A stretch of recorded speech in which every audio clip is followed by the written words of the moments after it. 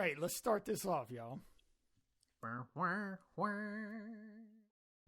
Hey guys, Rich Richley here again. Are you ready to start working your dream job and getting paid millions of dollars to do it? I used to be a fat sack of crap like you until I learned all the secrets to starting my own business. You see, I'm not a book writer, I'm just a guy who happens to be rich. So please trust me because I already know all the secrets. You wouldn't take health advice from a fat guy, so why would you take money advice from a broke guy? Listen to me. I didn't get rich writing books, remember? I wrote a book called Rich Like Me, and even though you've never read it, it sold millions of copies. Don't check the New York Times bestsellers list though, because I didn't buy my way onto that list like others do. My book sold well on Amazon because I told my friends this secret, and then they told their friends, and they told their friends, until everyone in the world bought this book you've never heard of. But if you didn't buy my book that made millions of people rich, that's okay, because this new book has secrets that the other book doesn't. My new book, Dream Job Equals Money, has all the new tips that didn't work back in those days. Remember when I was rich? Well, after my first book sold all over the world, I stopped caring about money because I was so rich. That's when I started to realize the secret to eternal happiness and wealth isn't just getting rich, which I am, it's in doing what you love. You see, most people have been trained from an early age that you have to follow the plan that the man has for you. Do you remember the movie The Matrix, that film from 23 years ago that I still think is relevant because it came out when I was a teenager? No? Well, it's basically what you're in when you run the rat race, but without all the cool sci-fi stuff. It's time for you to break out of the matrix of your 9-to-5 job and fight the sentinels of brokenness and become the Neo of money by doing what you love. Buy my book, Dream Job Equals Money, and you'll have all the secrets that those Agent Smiths don't want you to know. Welcome to the Broke Otaku podcast. My name is AJ. With me is Marcus, a.k.a. Tellin' Like a Felon. Listen to what I'm telling you, 'cause I'm gonna be felling you. Come along with me as we do some felony. This is an R. Kelly song? Not that kind of felony. R. Kelleny. R felony. I said Kelleny, but R felony's pretty good. No, I heard you. I took it up a notch. You went, yeah, all right. That's what his name's gonna be when he's like in jail. And the other voice you hear, of course, is Alan, a.k.a. Wendy Newman. Make fun of midgets and things. Kid songs about toys and Star Wars. He did do the midget song. What? That's Randy Newman, right? You never heard that song? No. He did the short people got no reason to live. Hold up. What are you talking about? This is great that you don't know about this. Go to the internet. He did a song. Yeah. Look it up. The It's song. called- Go ahead, Alan. The song goes, short people got no reason to live. Yeah. You're lying. Yeah, it's brutal. No, I'm not clearly lying. lying. I wish... First of all, who could make this up? I don't know. Second of all... I want to say he had another song. Reality that was is stranger pretty than bad, fiction. So, like, It's was real. it a spoof thing? Like, No, We don't know. oh my. it's hard to tell because you look up Unclear. the video and it's like a legit music video. Like he's sitting in piano singing the song. I think he might be on a stage and he's just like, and people are just like, Is it clapping their hands. interspersed? Is it interspersed with clips of like short people failing to do things because they're short? I Because don't know what it should be. That's what I want from that music video. Somebody splice that together. Get on it, internet. All right, well, I wrote that down to check it out later. That's fucking news to me. Jesus. We'll put the link in the show didn't notes. even know- I always say I'm know going to the do great that, never do Randy it. Newman. Was a heightist. He was a sizist. He was a lot of things. That's why Disney hired him. Wow. You got to check X number of boxes to work Yep. for Disney. Do you hate a certain group of people for no reason? Yes, I don't like short people. You're hired, Mr. Newman. Oh, wait. Let's write about the toys. Last question of the interview. Who do you hate more than anyone? I mean, it could be a person or a group of people or like a Definitely short A people. short. Every time I see a short person, I just get so mad. I just want to punch him in the face. But I gotta lean down to do it. I don't like doing that. Good thing about them is they're easy to kick. I just like to feel tall. I just like to punch down. Oh, if you can't fight, don't worry about it. Just find a shorty and punch him with your foot. You know what the best thing about Randy Newman is? What? It's so good to imitate his voice, even though nobody sounds the same when they do it. No, but it's he's so one of fun those. to just be the Randy. I could do Randy Newman voice all day. It's really fun, guys. Because it's Except all that you got to do is just sound like you're stupid and a clown at get the on a same stupid time. clown voice, part Mike Tyson, sound like a stupid part clown New man, York, and that's Randy Newman. and then and then you can say whatever you want. I like to sing about toys in the womb, and here they go. They're alive, except when they're not. Then they die. And they're your best friend till you die. Oh, Randy Newman. All right, I can talk about Randy Newman for like 20 more minutes, but let's kick this game off. You lose all your friends when you go away to college. And you realize that the toys that you played with were better than real people.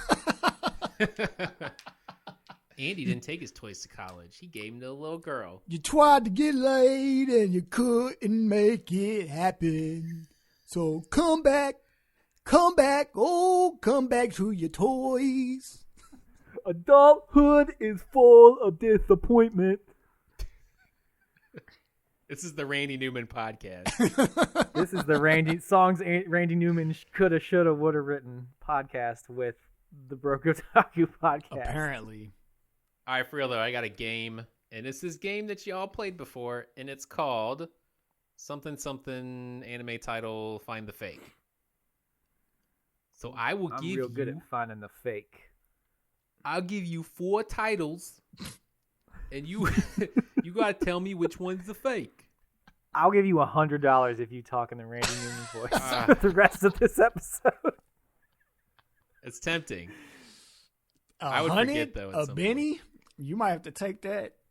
We gonna talk about Lupin III and Fujiko. I can't do it though. I can't. Oy. You know what's gonna be fun about this game? Naked? I need an anime podcast with Randy Newman now. I just need it. I need it. I need to hear him say all of the Japanese names and super moves and stuff. I got to see Fujiko's boobies. Oh, jeez. Awful. All right, so the game works in that I give you 4 titles, and you tell me which one's the fake. And this will be fun because I forgot to mark which ones are fake. Although I should know, but sometimes. So there's a whole lot of doubt. So what you're saying is this a whole lot of room for error here. Yes. Game and this a game. Is called Did AJ Study for the Quiz that he's going to give to us. The first... Who has the answers? Category. Well, it's not really a category. It's just a list of names. The first list of names is this. Love Live, Date Alive, Boy Live, School Live. Can I go first? Can I give my answer before Marcus? Yes. See, guys, if you want to go first, you just have to ask the host nicely. That's true. That's all it takes. And I'm going to go with yes. B. With B, Date Alive. Is that right? Yes. And Date Alive. Okay. Yes. So I'm going to go with that too. Okay. You're both wrong. Fuck you. Why'd Marcus. you say he was Fuck right? You, AJ. I didn't say he was right. Yeah, you did. He said, "Was that right?" And you said yes. I asked if that was B. If he asked if the Date title Alive was if he named the title correctly, and I said yes. Okay, I take that back. Then I want to go with A. No, you already know it's right. wrong. All right. So what's your other guess, Marcus? What was the first one? If he gets another guess, I get another guess. Love Live. Love Live, Data Live, Boy Alive, I guess. And Love Live. And I assume the last one was School Live. And I assume Live. that it's the word live and not the word live. So I was going to say, if it's live, that's stupid. But, stupider things deep have happened. boiled in alive. titles. All right. I'll do Boy Alive, whichever one it was. Boy Live is the Boiled correct alive. answer. I didn't get my second guess. What the hell are you doing? This game is a train wreck. It's okay, Al. You'll have a chance to redeem yourself. What? You mean right now? Like, can I get Yeah. another? No, I mean on the next question. I also choose D because that was correct. Nope. Whatever. Marcus, you get 5 cheater points. You get 5 cheater points for Marcus. I'll take my cheater. 5 points with I'll an take my asterisk. Monopoly money. And Alan's got 0 real points and 0 cheater points. Next and category. 0 respect for you and your game. The first one is Bang Dream. The second one is Stop Dreaming of Me. The third one is Stage Dream Days. And the last one is I Had That Same Dream Again. Marcus, why don't you go first on this one? I'm gonna go with. It's a hard one. I want to either go with the last two. Either it's That Dream Again or Restage Dream Days. What is it? Yeah, you got it right. Stage Dream Days. God, I want to go with that one, but I don't know if you're actually that ridiculous to make that up. I'm gonna go with It's That Dream Again. I'm gonna go with that. Alan, what do I'm you going to think? go with B, Stop Dreaming About Me or whatever it was. Okay, Alan, you are correct. Fuck. Yeah! Stage Dream Days That is shit a don't real sound thing. real. All right. The next one is Rascal does not dream of beautiful hobo. Rascal does not dream of petite devil Kohai. Rascal does not dream of logical witch. Rascal does not dream of bunny girl senpai. Yes, 3 of those are real. I'm furious. How many is this all of the Rascal titles that are available, yes. or is It's Yes. like Harry Potter, I'm Okay. assuming, It's like except Harry stupid. Potter. Rascal does not dream of beautiful hobo, petite devil Rascal Kohai, in the Witch's Tit? logical witch, or bunny girl senpai? What was the second one? Petite devil Kohai. Okay. Kouhai. What was the first one again? Beautiful Sorry, hobo. I'm gonna go with Beautiful Hobo because that sounds like something AJ would make up. Marcus? I'm gonna go with that too. Okay, you are both correct. And the way I got that name, Alan, you remember that dice game we made like 3 years ago? And it had all those random NPC names. We made it in like... Oh, Yeah, you remember. yeah. I took Yeah. one of those random NPC names. Beautiful Perfect. hobo. It was too Oh, obvious. yeah. Okay. Yeah, I remember yeah, now. yeah, The yeah. dice. Yeah, the dice yeah. game. Yeah. Hey guys, Yeah. don't look it up because it's not very good. I mean, I'm kind of proud of it for Well, for a first try, yeah, sure. being an amateur web or Gotta start programmer, somewhere, web y'all. developer. All right. I don't do that no more though. Next one. Drugstore in another world. The slow life of a cheat pharmacist. Roll over and die. I will fight for an ordinary life with my love and cursed sword. Money magic? I gave up my salary job to become a magical princess, but I have no talent. Failure frame. I became the strongest and annihilated everything with low-level spells. Damn. Marcus. I gotta What go was the first. Shit. What was the first one? One more time. Drugstore in another world. The slow life of a cheat pharmacist. You know what? I'm gonna be annoying. I'm making you say all of them in their entirety again. Okay. The second one was roll over and die. I will fight for an ordinary life with my No, you love didn't and... say the first one in its entirety, did you? Yeah, I did. Drugstore in Another World. The slow life of a cheat pharmacist. Okay. Roll over and die. I will fight for an ordinary life with my love and cursed sword. Money magic. I gave up my salary job to become a magical princess, but I have no talent. And failure frame. I became the strongest and annihilated everything with low-level spells. Not love spells. Low-level spells. Oh, fuck.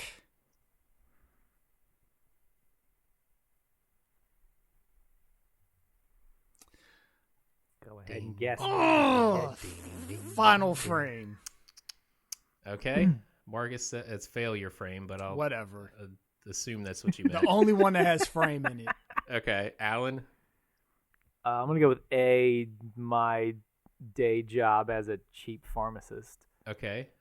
You are both incorrect.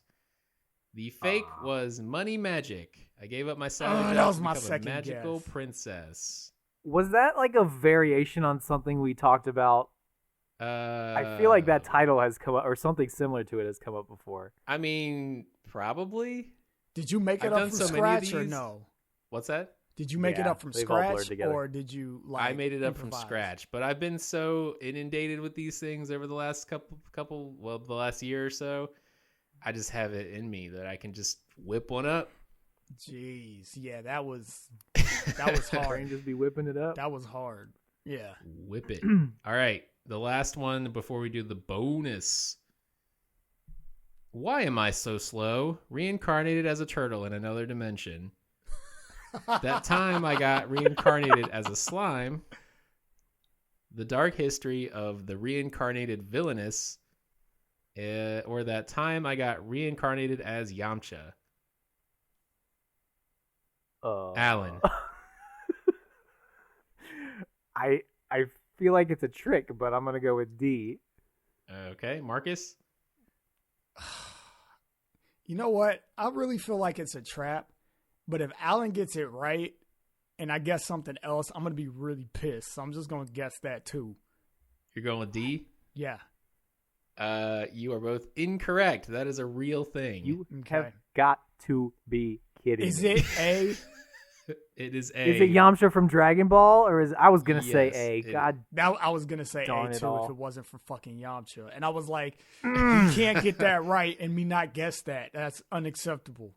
So I It just had to was, go for it. Why am I so slow? Reincarnated as a turtle in another dimension. Yeah. The I Yamcha knew one it too. is I was real. like, that's yeah. The Yamcha one is a one shot. I don't know who did it, but it's about a dude who literally is reincarnated into the Dragon Ball world as Yamcha.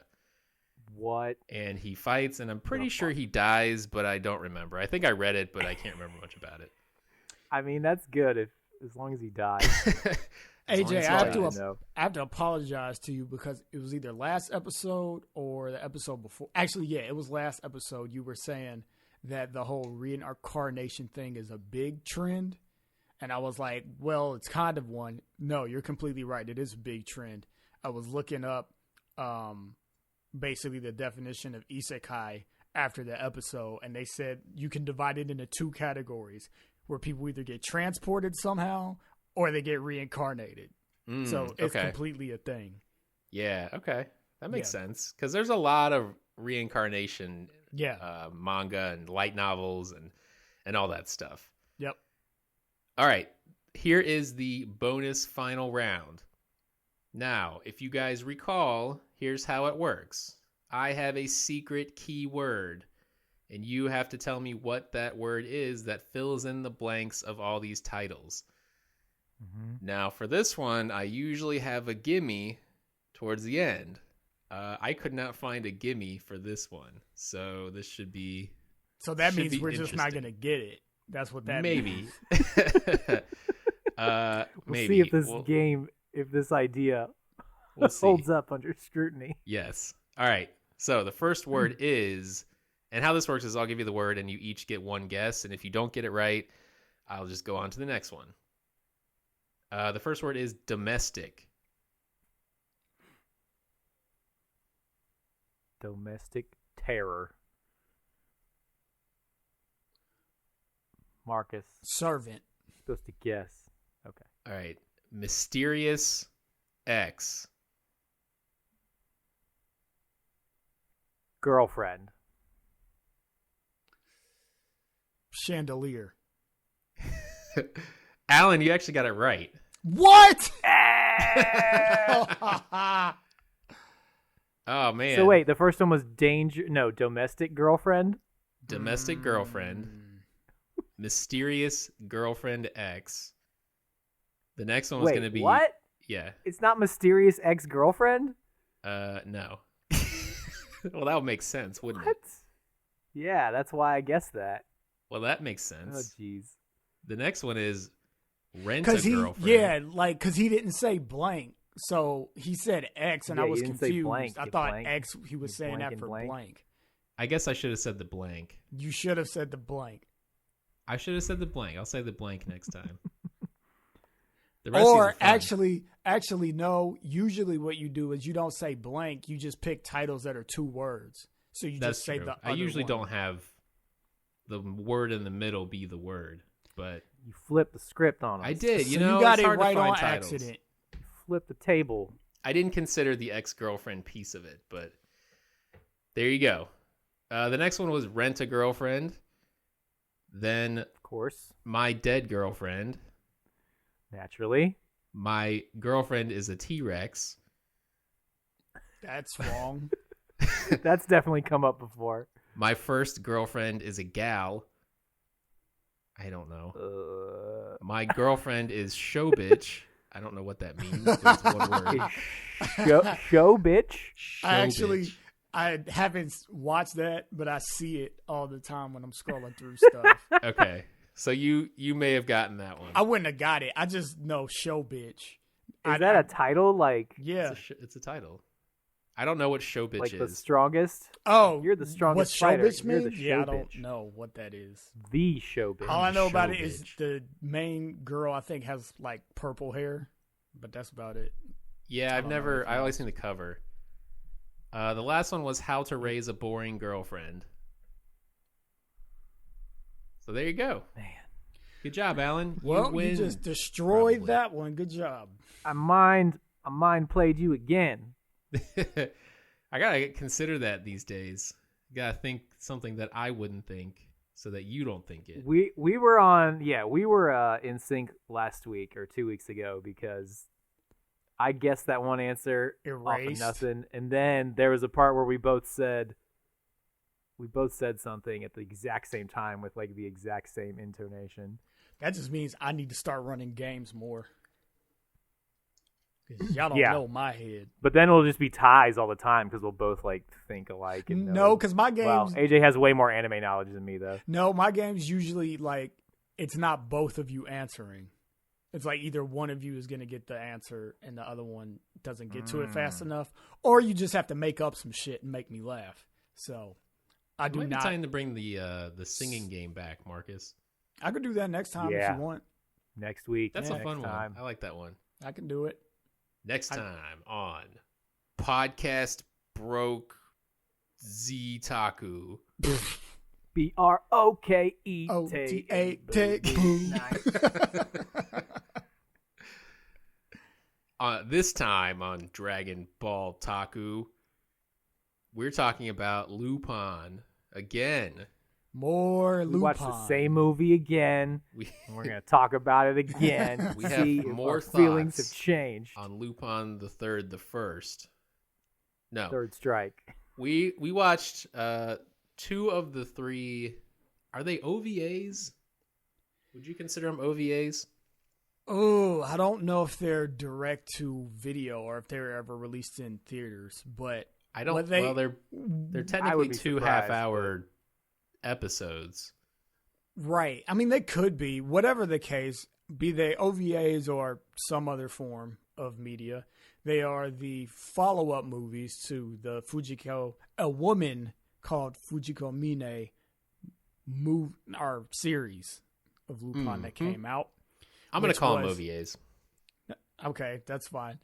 But that series was the 4th, I guess, televised, like serialized version of Lupin III that had ever been created. and it was created to be a little more adult to capture the sensuality that was in the original manga. More like a lot more. Yeah, so there's that series that came out. It's like 12 episodes. We talked about it a little bit before. And these are the first two movies that were follow-ups to that. It was Jigen's Gravestone, which came out in 2014, and Goemon's Bloodspray, which came out in 2017. There is a third movie called Fujiko's Lie that came out in 2019 that we didn't watch. So we're not going to talk about that one. We're going to talk about the other two. The other two, man. We like men, not women. Fun fact, Cartoon Network Adult Swim was trying to run A Woman Named Fujiko Mine. They couldn't do it because they couldn't make the cuts necessary to make it friendly for TV. Yeah. Too much nudity. It is firmly unrated in the United States. Yes. If you are into anime nudity, look no further than A Woman Named Fujiko Mine. And look no further than Jigen's Gravestone, because that also, I would say, probably 30% of the movie, she is unclothed. So I wouldn't say 30% of the movie. I'd say 30% like of her scenes in the movie. I'd say like 80% of her scenes, maybe. Well, I not divided the 30% movie in half, which maybe isn't fair, between Fujiko's story and Jigen's story. And then I divided her scenes into what Alan said, which is about 80% and 20%. So my rough math said about 30% of the movie. She is not wearing clothes, which I'm sticking to that. So there's my breakdown. Okay. Well, you, the listeners, can watch it for yourself if you're so inclined and decide for yourselves. Do the math and let me know, frame by frame. So as always, spoilers ahead, and let's dive into it. What did you guys think of Jigen's Gravestone? We're starting with Jigen's Gravestone by itself, right? Yes. Oh, man. This was a very meh. The Fujiko stuff was just like, what is going on? And I'll come back to that in a minute. But the Jigen stuff was just very run-of-the-mill. Like, the villain was kind of just silly in a lot of ways. Like, he's, I never miss, and I roll the dice and shoot number of bullets based on the dice. It's just dumb. Like, what if there's a lot of things that could happen that could cause you to miss? So putting that arbitrary limitation on yourself because you think you're so good, it's kind of stupid, but whatever. That's how good he is. I guess that's how good he is. But yeah, don't you get it, silly. AJ? I get it. It's anime, but... He didn't start out doing that. He got bored because every time he'd kill somebody, he'd be like, this is too easy. He's so good. Because he's proven. He's battle-tested. So he's like, I got to carry around this super dope metallic die that I have, which I actually want. That die was awesome. It's a nice die. And, give myself limitations to up the stakes. He also had a video or a citywide surveillance being fed into his eye patch. Directly into his eye. Thing, yeah. Which... he had a cyber eye patch. Patch that fed him camera feeds that made him such a good shot. So he really wasn't a good shot. He was he's a good shot. He was technologically enhanced. Yeah, it's not like he wasn't enhanced. Like, it didn't help his aim. It just helped him see where everybody was all the time and predict where people would be. Like, he still... Yeah, I guess. At the end of the day, he still has to be a good sniper. Yeah. But you think, like, if he was bored, like, rather than adding something weird like a die roll, he would just, like, take that off and But not only that, it's like test his natural abilities. He's so, like, pompous. Like, you get the die roll, and then he buys the gravestones of the people he's about to kill first. Like, come on. Like, pick one or the other. You can't be like, I'm the best. I'm going to buy your gravestone. I'm going to roll the dice. I'm like, okay, you get 6 shots, you get 5, you get 2. I already sent flowers to your mother, cards to your cousins. The ham's on the way. I already got it ordered. It's ready to go. Order the catering for the wake. I got the playlist picked out. Got the pictures and the video. I wrote your eulogy. Let me read it to you before I gun you down. Now it's time to die. I don't know, man. I feel like I disagree because it's like that's like a James Bond sort of thing. It gives the character a little bit of flavor because this thing was divided up into what, like you said, 2 like half-hour parts about. Yeah, so you're not gonna get like crazy narrative from this thing. So in stuff like this, you're gonna need your characters to have like some sort of quirk or defining characteristic about them to make them interesting at all. So to me, that didn't bother me. That I mean, Alan, your point is not invalid. That, you know, if you're so good, then how about just don't hook your eyeball up to the whole citywide surveillance and just like track the old-fashioned way. Like, sure, but I don't know. I thought it made his character interesting because other than that, like the story that was being told, kind of, you know, it's not spectacular. It's not anything great. So I'm gonna watch this thing for style more so than anything. Now, I'm not saying you can't tell a cool story, you know, with just 2 half-hour parts, but you know, sometimes I just want to see something cool. I want to see something that gives me a mood. And I will say the Jigen, spoiler, death portion of it that was explained away was not the anime bullshit I expected. It was actually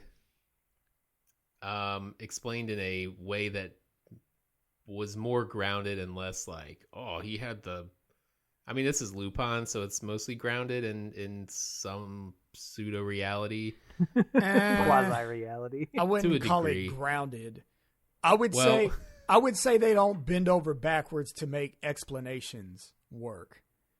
Like they set the world up and then they give you a very simple explanation as to like why that happened, as opposed to it being like some, you know, typical shonen shit where it's like, well, you had to get this and grab that, and then this lined up with that day, and then somebody was sad, and then it all worked out.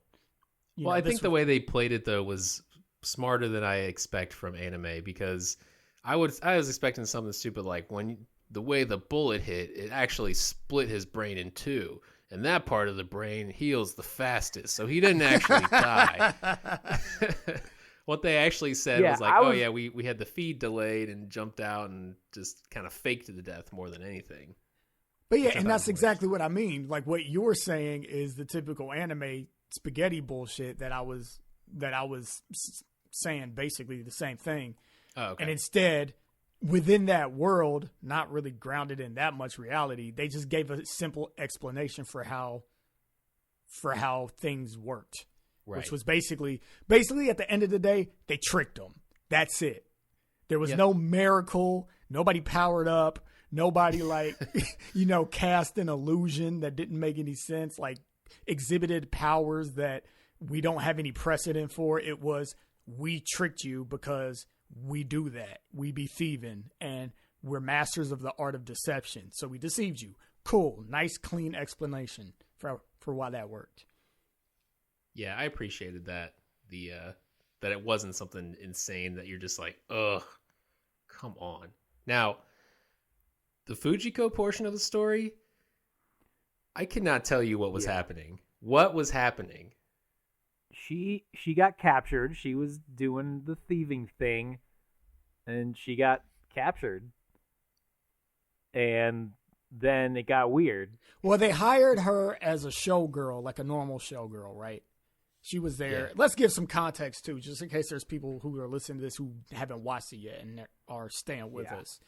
So, basically, the movie is about Jigen. He's the main character. Him and Lupin won't explain the heist, but they're a part of a heist. After that happens, they just get targeted by this super assassin that we've already described. His name is like Yoel something, Yoel Onizuka or something like that. Yao Okuzaki. That's what his name is. But anyway, they end up running into Fujiko when they're trying to figure out who he is. She's at this place that she got hired to be a showgirl or escort or something. But since it's Fujiko, she likes to steal shit. She gets caught, gets captured, and here we are. We're in a situation where she gets dumped in this big glass box, and she doesn't have clothes on, of course, because this version, in this universe of Lupin, Fujiko just doesn't wear clothes. That's just what happens. She's always just running around with her tits out. And then... Well, she was a captive at this point, so they took her clothes away, and then they put her in a big glass box, and she's like, it's like center stage at this dinner show for pervy rich people. What it feels like was an excuse to make her naked. Like, yeah, it totally was. But also, it gets. But then a guy in like a big like red like latex suit comes down, and then this big like drill torture thing pops out of his groin of his suit, and it's got all these like drills and spinning blades, and he's like, "Oh, you're about to get like murder raped or something," and it's you're about to get drilled. Yeah, and my name's Buck. I got a drill. Yeah, so it was weird. I was like, okay, this is happening, and it's so this is where my issues with the movie came up. Like in general, I liked it. I thought I liked the animation, the style's great, but like the clash between like the content and the tone is kind of a problem. So like she's about to get like raped and killed at the same time, basically, by this big weird like machine man thing. And Lupin shows up to save her, and he's like, "Oh, you're in a little bit of trouble, huh?" And it's just like, no, she's about to be killed. Like, what are you? What's wrong with you? It's like, oh, I think I'll save you, and they're just like so like casual about the whole thing. And same thing when Jigen gets shot in the head, like he gets his brains blown out basically. And Lupin, I mean, yeah, they tricked him and it's not real, but Lupin's just like, "Oh, Jigen, oh man, I'll avenge you." And I'm just like, motherfucker, this is like your bro, and he just died. Yeah. What? I mean, what's hindsight? That makes sense. But I think the thing about Lupin is, especially in this version of Lupin, is that none of them are actually friends. Like like Jigen and Lupin are partners. They alluded to that. But it's that weird tension thing of like, no, this is just business. At the end of the day, we work together because, you're good enough to get me the goods that we like. It's mutually beneficial for us to work together because we both just want to steal shit. And it's easier if we work together because we're both the best in the business. And then Fujiko, we just run into her sometimes. And most of the time we team up with her, it's because we're in a tight spot and we need her help. Because in all of the versions of Lupin, not all of them, but the ones that I've seen at least, Fujiko like dips at the end. She's like always like parting ways, like, bye, I got what I wanted. Peace out. See you later. I feel like that's a theme for her character. So yeah, not saying that that dynamic isn't a little weird in situations where one of them is about to, get drill raped, but it's par for the course with how they often have treated each other in past iterations of the show. It's like, yeah, we help each other, but we're not going to look into each other's eyes and all of a sudden be like, "Hey, man, I really care about you," or "I've always loved you." It's just like, "I'll save you, and I'll, steal some stuff too, and you're going to let me bang? No? All right, I'm moving on. Off to the next one." Yeah. Yeah, and I think that's... that's even a good example where, like, he saves her, and then they're escaping on a bike, and he's like, "Oh, I thought you could repay me," or he mentions basically like, "Yeah, I saved you, so I get to hit it now." He did that in the. He just got out of his life too.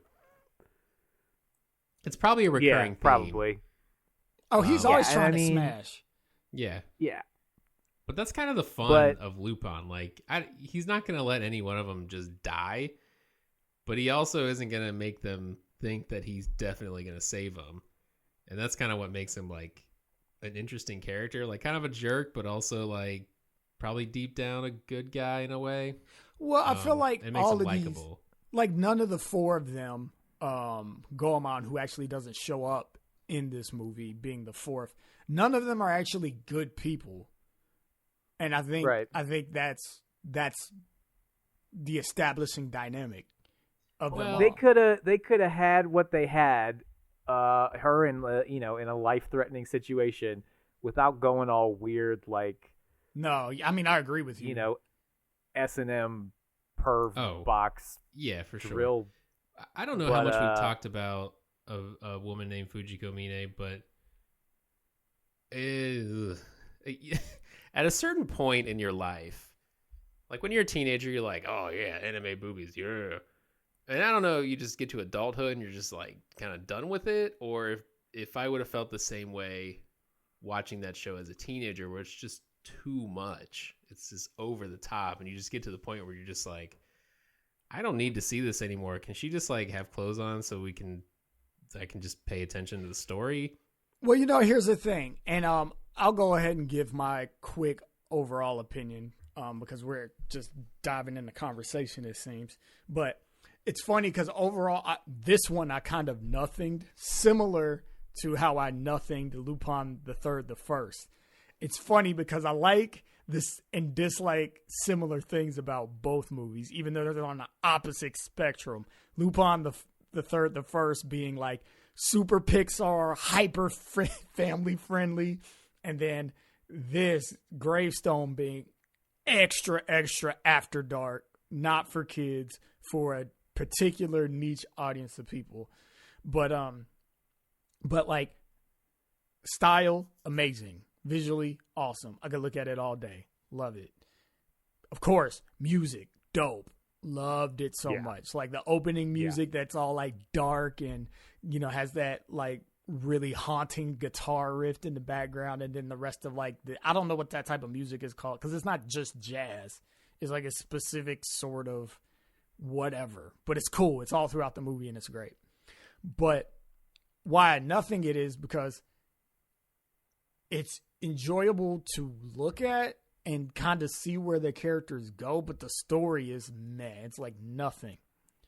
So anyway, that's my overall high level thing. But I was thinking about like the nudity and stuff, and like why in Fujiko Mine and in this is it just seems so egregious and off-putting. Because honestly, I'm not really against seeing nudity in my media because I watched Game of Thrones and I had a ton of nudity in it, and I wasn't ever complaining about that. I was just like, I would laugh and go like, "Hi, they're doing it again." And then I thought about what was it? Castlevania season 3. Season 3 actually had some nudity in it, some sex scenes, and it made me realize like, for whatever reason, I don't know why, but nudity, especially if it's going to be gratuitous, it costs something. Like you have to make a payment in order to do it, and it not just seem like offensive. And in Castlevania, it made a lot of sense because the nudity happened. I think it was just in one episode, but it's an episode where this is for the pervs. It's an episode where Lenore bangs what's his name, Hector. Yeah, I think this is his name. And then where Alucard bangs the brother and sister, and they have that 3-way. Yeah. So they have that, and that whole scene, like I wasn't annoyed by it at all. I was like, oh, this is too much. But it paid for it because it had, I guess, built all those characters up and established these relationships. And in both instances, it turned out that the people that instigated the sex were doing it for manipulation. And so it gave it this like story element. It was like, okay, all of that stuff happened for a reason. It gave us sort of an insight into what the show is about and the themes of the show. And basically trust was a big theme in that season, at least, or at the very least for that episode. And people getting their, getting taken advantage of for being too naive or too lonely or too hopeful or whatever, this, that, or the other thing. With this, there was no payment at all. It was like, here's Fujiko. We want to make this shit sexy, so she's the only one with tits. So, got to get the tits out.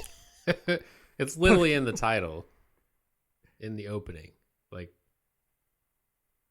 30 seconds. Oh, really? Yeah, 30 seconds of her naked body on display for flying past while the credits play. Hold up, in this movie it was? I don't remember that. And yeah, a woman called Fujiko Mine. They're in the No, title. I'm talking about this movie, bro. Oh, you're talking about the movie. Oh, okay. Sorry. Yeah. Proceed.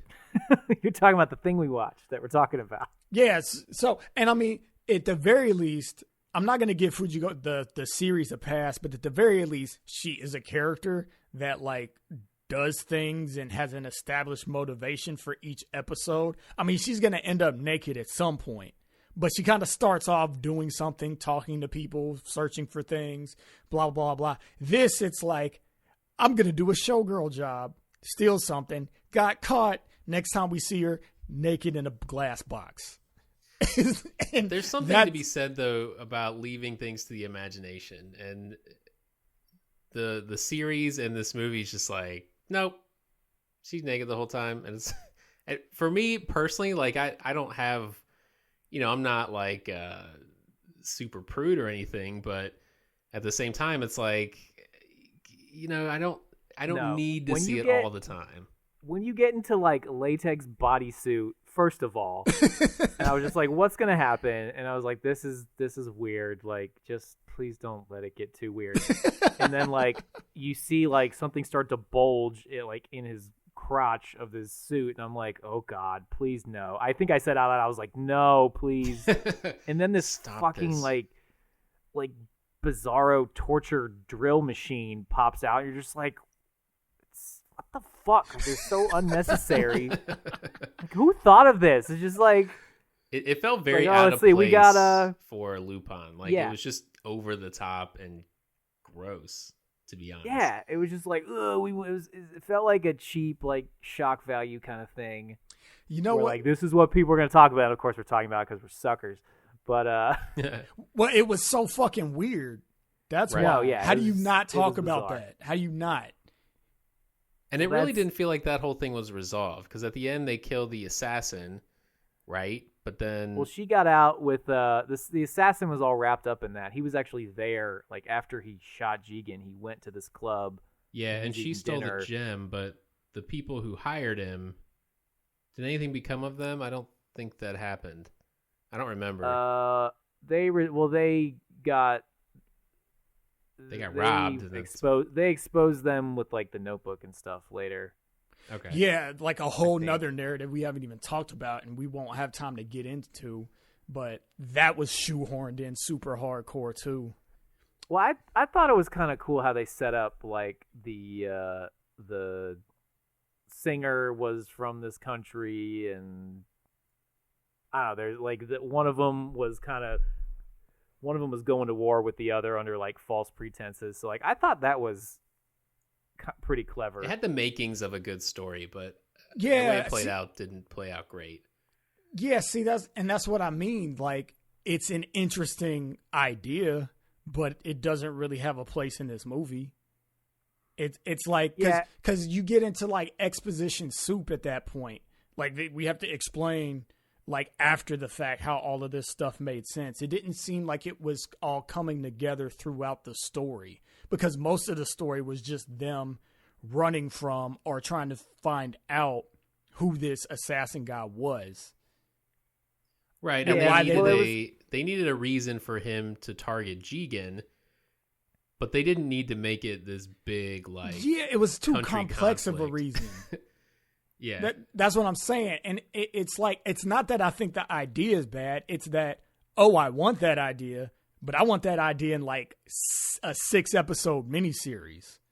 Or, yeah, I mean, it would have been great to get into like the leaders of these countries and their motivations and their things. But I mean, you know, it was a Lupin movie. They had to have, you know, this action scene and that action scene and that, and then they just, yeah, it's like they used this good idea that they didn't really develop to as a reason for all this stuff that was happening. Yeah, and I mean, I'm gonna contrast it with what we're gonna talk about next, Bloodspray. Like Bloodspray, I feel like did it a lot better because there wasn't, like, everything was on the surface. You knew, exactly why everything was happening, and even the character that did have a backstory, we didn't get that hard into it. All you needed to know was like, dude was a badass. That was it. So if you're gonna make a thing, to me, that's just 2 30-minute episodes, parts, whatever you call them. Don't make it this big subterfuge, epic spy espionage thing that you got to shoehorn in an exposition at the back end of the movie. Because it's like, all right, I feel like that doesn't, like at least try to sprinkle it throughout rather than going, all right, we figured it out. What was all that about? Well, it turns out there was a bunch of spies and Jigen was protecting one of them and got too close. Yeah, I feel like they kind of peppered it. Like about halfway through, they said like, "Oh, why are they targeting Jigen?" It's like, "Oh, well, she hired him as a bodyguard." And yeah, at the end, it was like, but I didn't really get why. I kind of disagree with. I don't think it was all kind of spilled at the end. I think I thought they did an all right job of kind of. Why did he target Jigen just for being hired as a bodyguard? Because I think I missed that. Other than him just being the bodyguard. Yeah, I don't think it makes that much sense, quite honestly. Yeah. I forget why exactly, but when I was watching it, I was like, oh, that's it feels detached. It's like she wanted him to be her bodyguard for a specific reason. She got targeted because she was a spy of the one country. His services got refused because her manager was like, no, we don't need her to be seen with a bodyguard because that's bad press. You know, if people start talking like, why she feel like she needs to walk around with a bodyguard. He goes to the performance anyway. She gets shot. He shows his face. And I guess like maybe he knew a secret or something. All I know is that it feels detached. It doesn't really feel integrated with the events of the movie, where most of it is this cat and dog chase between Jigen and this guy. So I think it would have been much better if the reason he was targeting him would have been way more simple. Like maybe they just had a past or something. You know? Right. Yeah. No, I'm with you on that. Speaking of with you on that, you didn't give me a good transition. So the second one we watched was Goemon's Bloodspray. And who wants to talk about this one first? I'll go first. Let's go give it to Alan. All right. This one was kind of meh for me. I think I enjoyed the first one. I enjoyed Jigen's Gravestone a little more. This one was kind of... I guess I don't really know these characters well enough to... I was a little confused in the beginning because, like... So, basically, Goemon is working for, like, a Yakuza boss. But he has all these goons already, and they don't like him because he's, like, the new guy, and he's supposed to be this badass. But he's the boss's new bodyguard. So then this guy who's basically Paul Bunyan in villain form, Fat Chuck Norris. Yeah, he's like Fat Chuck Norris, Paul Bunyan. He's like America Grizzly incarnate, Adams. except he's also he eats whole plates of ribs and drinks beers for breakfast. Like a man. He's got a flannel shirt and he chops wood and he's got a big old beard. So he's the villain. So they fight early on. and for some reason he's after Lupin, and Goemon's like, oh, Lupin is my target. But then they are working together later. So I was unclear on that dynamic, but he gets, so this guy, he fights this guy, and then like he catches Goemon's sword with his hand, and then Goemon gets depressed because of that. Well, he doesn't just catch the sword with his hand, he fucking wrecks him and his sword. So he whoops Goemon's ass, and then Goemon gets really sad, and then like trains for a while, and then fights him. So that's just whole thing, like, oh, he falls into a depression because he lost. That, I don't know, it seemed a little, or just the way he acted, where like he's like stumbling like he's drunk just because he's so sad or just so defeated. That felt a little weak to me. But the action was more solid than the other ones. Marcus, so I just overall it felt a little weaker to me. That's funny. I feel the exact opposite. I like this one 1,000 times better than Jigen's Gravestone, because this one is what I want from something that is stylistically heavy and short. It's just like, just give me the goods. Give me clean and simple. I understood what was happening and why. There weren't very many deep reasons, but I got it. I tracked with it. And I guess in comparing it to Jigen's, where they try to make like this whole grand backstory that didn't feel connected. In Lupin, it was like, there's this assassin guy. You don't really know anything about him. You just know he's a badass. And he works for some dude that has either a daughter or a granddaughter that, like, his house is in a meadow full of flowers. like that's all you really know. And he has to kill Lupin and Fujiko and Jigen because, and this is the callback, AJ, you were saying you didn't remember a callback. Zenigata actually shows up in this movie too, because they are quote unquote supposed to be dead or whatever, and they're unsightly, so I have to put them back into the earth, because the assassin guy in Jigen's Gravestone had made gravestones for all three of them, saying he was going to kill them. So I guess he might be loosely connected to that other assassin. You don't really know exactly, but they don't really go to huge pains to explain it. They just kind of hint at it and go like, all right, that's all you need to know, is that this guy is going after them and he wants to kill them. So he ends up on the same casino ship as Lupin and gang, because they're about to, like, you know, steal all this money from the casino ship. Turns out Goemon is also on that ship too, as this Yakuza boss's bodyguard. So things happen on the ship. He ends up fighting the guy that's looking for Lupin, which is how all of them get connected. Because it's like, wow, our paths cross now. I'm a super warrior. Like, I have an unfinished fight with that guy, so I need to resolve that. And it's kind of lines up with your interests too, because he's going after you to kill you. So we have this shared enemy. And it's like, I can explain that. It's easy. It's clear. I remember it. Like, I was stumbling trying to remember how the pieces in Jigen felt. So with all that stuff being said, I can sit back and just enjoy the style. I can enjoy the fight choreography and stuff. I'll agree with you. I don't really like Goemon's character that much, because his whole identity is being a samurai, is being a warrior. I mean, we saw this in Lupin III, the first, where he's getting all depressed about his sword. They're like, we need your sword so we can cross this path. And he's like, not my sword, please, please. So it's like, he's really just like this mopey dude that can fight real good. So I don't like his personality that much. But yeah, when the dude starts fighting, I'm like, this is fun. I like this. And since the strongest thing about either one of those movies is how it looks, that's what I'm there for. So the fact that this movie is a little more straightforward in that regard, and it gave me really strong Kill Bill vibes, honestly, just like chopping up Yakuza. in a cool, stylized animation type of way. That's all I need.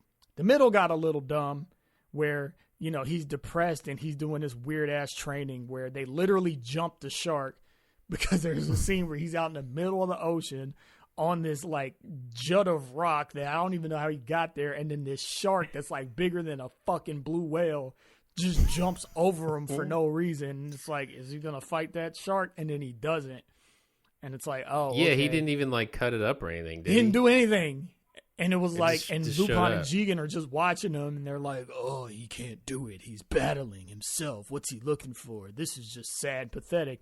Fujiko actually makes the right choice, and she's just like, men are stupid. I'm leaving. Yeah, I wrote in my notes, Fujiko nailed it. She says, I can't even. Men are so stupid or something. Because before that, I wrote down, like, Goemon loses, gets sad. Like, yeah. Gets extra depressed because he lost his fight, and she's like, this is dumb.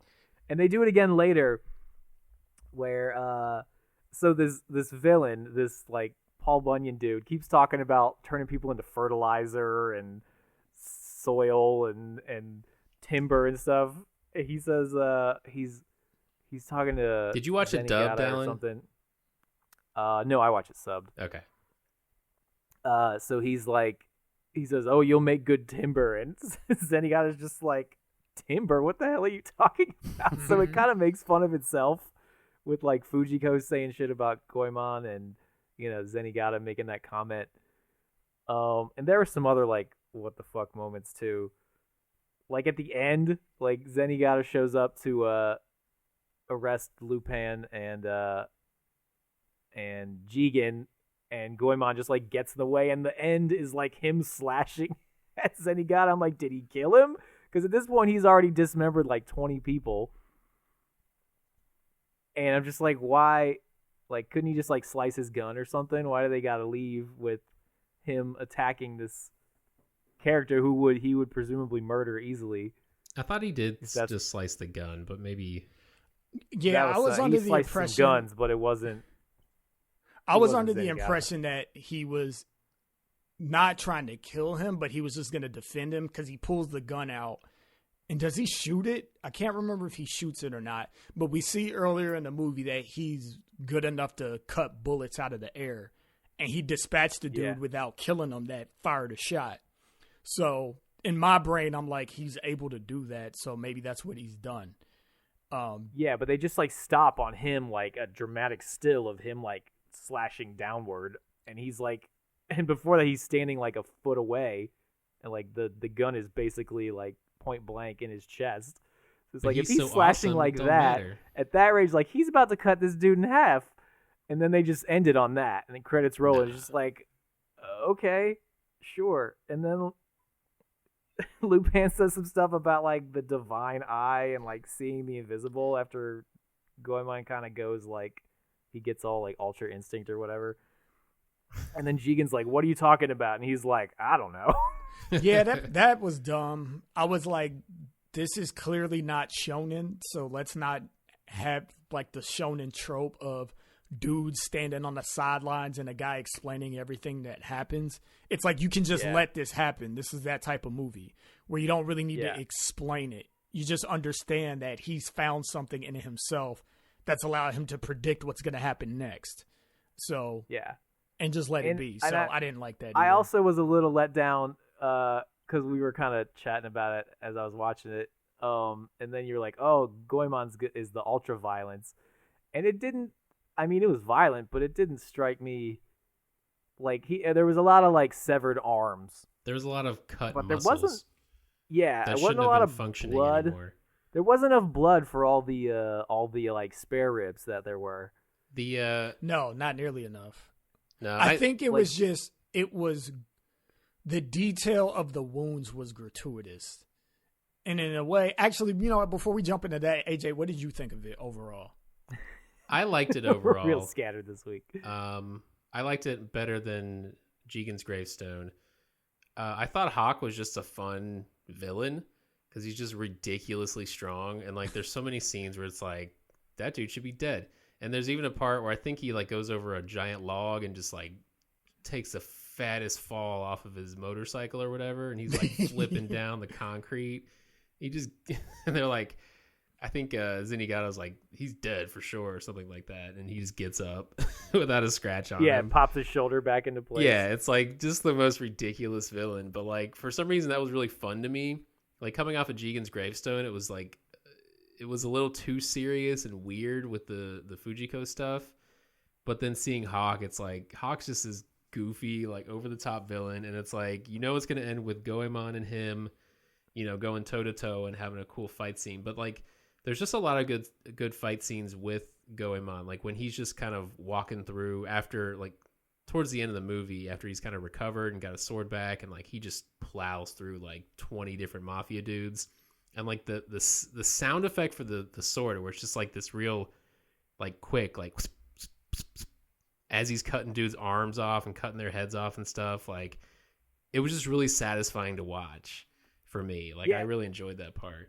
Yeah, it was an interesting creative direction for the sword to like they treated it like it's a scalpel almost rather than a physical blade. Just this thing that just like slices through things like hot knife through very butter. Precise. Like it wasn't what you typically see. Like Kenshin does a lot of that too. But this Kenshin felt more heavy. Like this felt more like just quick, like slicing through dudes like butter. No resistance, just And that was really satisfying. And I thought the fight between him and Hawk at the end was ridiculous because they were both cutting arms and muscles and stuff off. But I also thought it was very entertaining. It was well done. The thing with the both of these movies actually, that I wanted from them that I didn't get, and I just thought as you guys were talking, was that you don't get a whole lot of deep character development from either one. Jigen's Gravestone just feels like a Lupin movie. They're just going on an adventure, and it happens to have Jigen there, and he happens to be targeted by this assassin. Goemon, again, it's a Lupin adventure. Goemon gets crushed. He breaks his sword, but he doesn't develop as a character. You don't learn his history. You don't learn anything about him. Same with Jigen. It's just an adventure where they happen to be slightly more pivotal to the story than they maybe are in other movies. So it's really kind of disappointing in that regard, because if I were a Lupin fan and I watch these adventures and it's Lupin and all these other fun characters, and I'm like, oh, there's a movie specifically for Goemon and specifically for Jigen and specifically for Fujiko, I'm going to watch these to get some more backstory on these characters. If you go into it expecting that, you're not going to get that, and you're going to be disappointed. Not bad. They're fun watches, but you don't get the fill that you want. Yeah, I agree with that. Yeah, me too. It is unfortunate because it's a cool idea to, create all of these properties that Lupin isn't the headliner, or at least in the name he's not the headliner. But Goemon, I think he probably gets the most play as far as these two movies go. Fujiko, obviously, in her series, she gets a lot of play, but it would have been cool if you barely saw Lupin at all.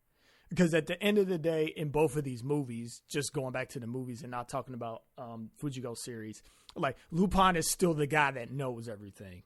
He's still the guy that, what's his name? Daisuke is his last name. Jigen is like, what do you think of this? What's going on? He's the one explaining things to the audience, where it would have just been cool for it really to be centered on Goemon, and maybe you see Lupin in the background in one scene, and that's it. Or maybe he meets Lupin for the first time, because I think in this universe, all of these movies and series are supposed to be like the beginning of how these four people met. Wow. It would have been cooler to see them meet him at the end and say like, hey, I got a heist or something like that, rather than him needing to be so present. And I mean, especially in Jigen's, like Jigen, you might as well just call that Lupin III. Yeah, he's the one who figured out the villain and like made the plan for, there's nothing specific to Jigen in that other than he was targeted because of his little bodyguard thing, which was literally a minute of the movie. The rest of it, you wouldn't know that it was specifically a movie for Jigen. Right. Yep. Oh, who was the? I got a couple things. Go ahead. Get back to the part where he plows through the Yakuzas. That was a little weird for me because it was like the first two guys he killed. It was like slash, wait, and then Bloodspray, and then the next guy slash, pause, Bloodspray. That's the name of the movie. Then it was all. No, I know, but I'm just like that's how it started, and you're like, okay. He's gonna like cut these guys up, and then all he does, the rest of the dudes, he just chopped all their arms off. It was just like all of a sudden it was all about chopping arms everywhere. I was just like, great. Okay. Those are peons. I mean, no, it was fun. It was just like, it just felt like you wanted more kind of Bloodspray? limited themselves. Yeah, it was like get a leg or like a part of a head or something. Like I don't know. It was just like it's like okay, he got this this dude got sliced through his back, and this guy got sliced in his guts, and like everyone else just their arms. It's like just arms everywhere. Yeah, awesome. I mean, it was fine. It was I liked it. The fights were great with the big dude Hawk just like jumping around doing all this crazy shit. He flies a motorcycle like into a window and then like kicks the motorcycle into the wall, and it plants itself in the wall, and then puts the cigar on the bike while it's leaking oil, and then leaves, and then explodes, and there's like a big pile of money. It goes up in flames, and like Fujiko's hitting a bong, and Lupe's drunk. I forgot about that. That was good. Yeah, I was just like, wow, like this is wild. And Fujiko didn't even unnecessarily get naked. She was just hanging out like everybody else. She was just hanging out. Yeah, she was just there doing her thing. That was kind of nice. Because I didn't have to worry about someone walking in like, what are you watching? Right. Yeah. Mark, do you have any other thoughts on Goemon? I thought you were going to say something else, but maybe not. Yeah. I was going to say, who was the green, like, short... I looked that up. Because we did enough of that. Yeah, I looked that up. That's sort of a, I guess, cameo. That character is called Mamo, I believe, and he was the main antagonist in one of the early movies. I think a movie called. So is he the link between like the warring?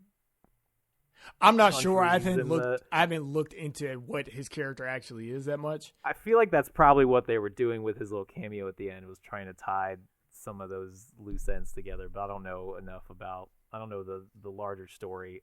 I don't have the bigger picture to make that connection or not. Yeah, it could be.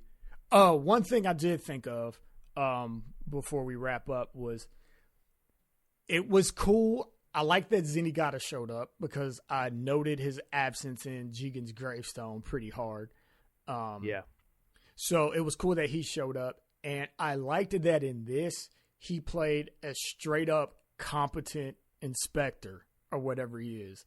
Like he wasn't comic relief. He wasn't goofy. Like he wasn't like the butt of any jokes. He was just a dude trying to do his job, and that was it. And I mean, he doesn't end victorious in the movie, but he also doesn't end up like with pie in his face. Like, oh, you're stupid and you're helpless. And if there's anything for me that's lacking in this version, in this universe of Lupin, is the fact that I wish that all of it took itself more seriously, actually. Because when you look at it on the surface, when you look at the trailers and you look at the artwork, whether it's like promotional art or like the box art, cover art, whatever, like it feels like it is just going to be this serious thing that is a little more grounded in reality. Yeah. And it serves as a good backdrop to have like really cool conversations and really good writing. Like, yeah, character development's cool, but sometimes you do just want to see something that's stylistically awesome.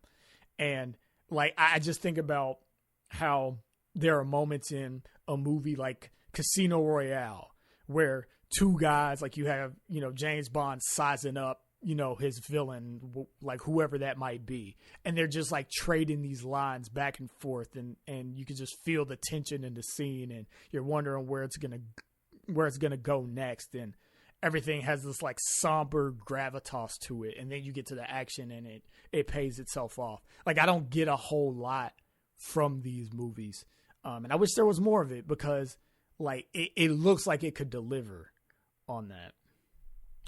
Yeah, I feel like that's not really like what you go to Lupin for, because I felt the same way with the first, where like it was kind of like you know that something like big is gonna happen, some kind of action scene is gonna start at any moment. Like you never have to wait too long for like shit to get, to start happening. Like they're in the apartment, like wherever they were, like just kind of shooting the shit, celebrating. They just stole all this money, and like they're hitting the bong and taking shots, and then a motorcycle flies through the window and it's the villain. Now they're fighting again. Like I got the impression, I was like, okay, that's what these movies are. Like it's just we've got these things we want to have happen, and so we're gonna make them happen. There's not a lot of time to reflect, or there's not a lot of development or story there. It's just like we're just kind of, here's a little break before we get to the next action scene. But that's what's so upsetting, because with the style, they took that chance. They basically said, all the stuff that, stylistically at least, all the stuff that you are used to affiliating with Lupin, fuck that. We're taking it super unrated territory. So yeah. Why not do that? No, I agree. It's disappointing. Yeah, I would have liked a broody kind of espionage thing, with with the dark or the gritty style and the violence, and just some history with Goemon, just where he comes from, what's he up to, how did he become a samurai, stuff like that. Same with Jigen, but I guess that, and maybe I would say we're new Lupin fans. We don't have the history. Maybe there's other outlets. Maybe even that Fujiko series goes more into those characters. I didn't watch it enough, or didn't make that connection at least. But I mean, I got halfway through. If it takes more than halfway through to well, I want to say those characters make cameos, but I don't know that they get any depth as far as character development goes. They don't. I mean, all of the episodes are pretty much standalone. They're just another adventure. So they feel a lot like these movies, where they don't really go deep. You're just following them through, another heist, another scenario that they have to escape. But the style is awesome. Oh, and we're going to throw a bunch of sex in there too, because that's just what we do now. But Intertwined is a little more about Fujiko as a character. I just want that for Jigen and Goemon. Yeah, to some degree. True. Maybe not a full series, but a movie or a scene, anything that explains a little more about their background. And maybe there are older movies, or maybe in the TV series that happens. I don't know. I haven't seen them. So if that isn't there, great. Maybe I'll watch it. We got 50 years plus of Lupin material to comb through, guys. Heck yeah. Well, you guys go for it. I wouldn't call myself a Lupin fan. Really just watching it for the podcast. And I mean, I wanted to watch these before we even started the podcast. So I'm not going to say, it's these movies, at least it's only because of it, but it's more because I'm a fan of cool animation and cool style, which both of these movies had. Neither one of them made me want to. I didn't mean to sound like these movies aren't like super entertaining and like super pretty to look at. They're super stylish, super well animated, well drawn, like just fun to watch. I'd say Goemon's more fun let that to watch, be known. But they both look pretty. If you're there for the style, you won't be disappointed. If you're there for the story, you'll probably be disappointed. Yeah. If you are a fan of Lupin and you're an adult and you want to see him sort of see those characters displayed in a different way, or if you're a fan of Fujiko Mine, which if you are, you probably already seen these movies. But I mean, it's good for that. So it's good for that. I mean, I probably wouldn't mind watching Goemon again, just because I love all of the action. I'm just a sucker for like Yakuza violence. Like that's just cool to me. If there's a movie with Yakuza doing stuff, like I want to watch it. Yeah, there's some solid fight scenes in there. It's worth watching for that. And with that, I think think it's time to wrap it up. Any final thoughts, or we done? We can just be done. I'm done. Let's be done. Let's be done. Done with this. All thoughts are final. All thoughts are final. The final Broke Otaku rating is... All bets are off. Listen to the podcast and figure out.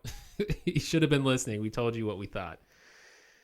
And with that, if you guys would not mind, be so kind as to open your Twitter app and follow at Broke Otaku and at Broke Otaku Cast. And we share anime deals on one and podcast stuff on the other. Try to guess which one. Is there a Broke Otaku app? No, but you can definitely go to brokeotaku.com on your phone and pretend like it's an app. That works. It's a web app.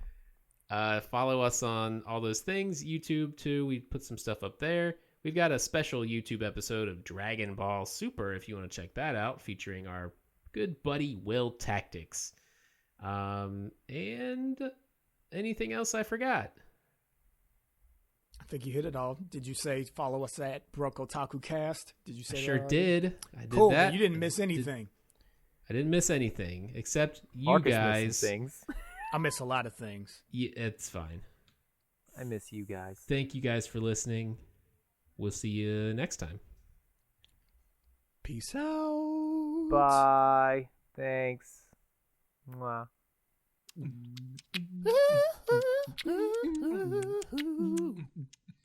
Oh, yeah. Well.